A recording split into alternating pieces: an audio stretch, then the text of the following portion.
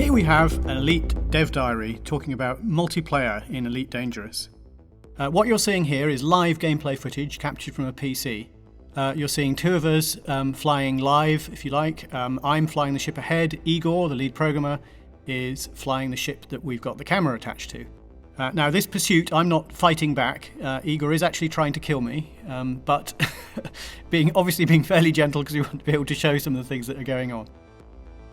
Now, there are things about this sequence that clearly you'll say, oh, what about this? The answer is there's no HUD, there's no cockpit view because we're not ready to show those yet. And the ship trails are placeholder. We're also not showing things like the retros on the ship, which will help show as it's turning and all that sort of thing, but we're just not ready to show those yet.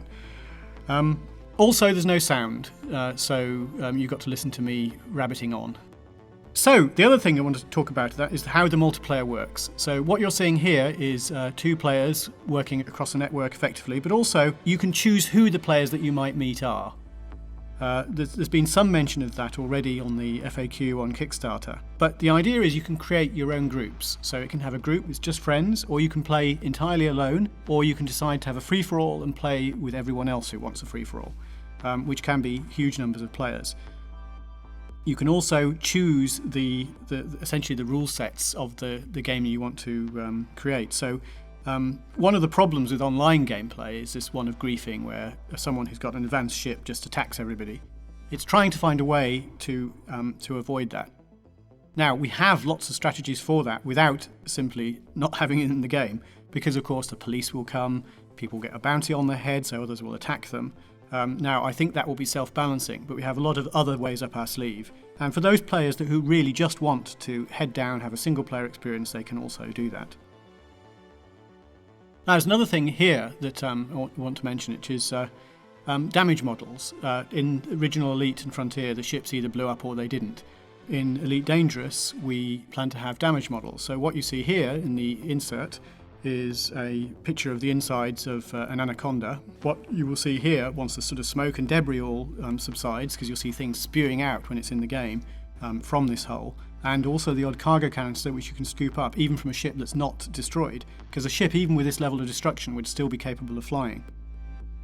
Now, you would also be able to come across sort of dead ships, salvageable ships if you like this, that have been mortally damaged, but where there are still some valuable things there to be rescued. But of course, they might not be dead, it might be a trap.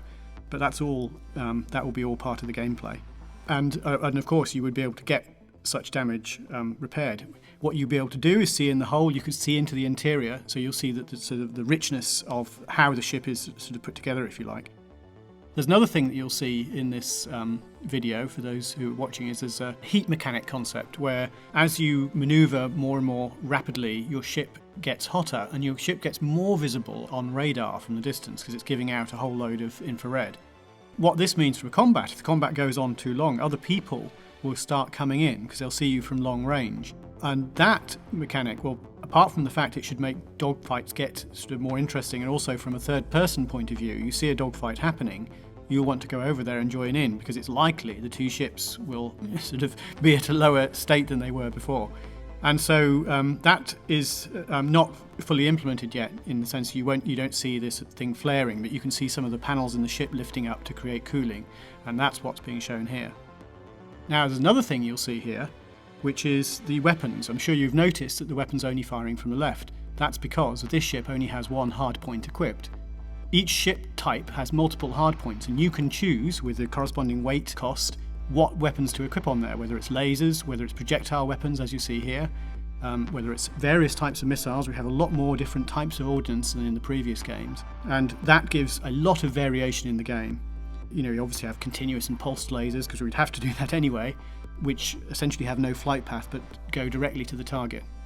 So what you'll see here is there is a mass of content in the game.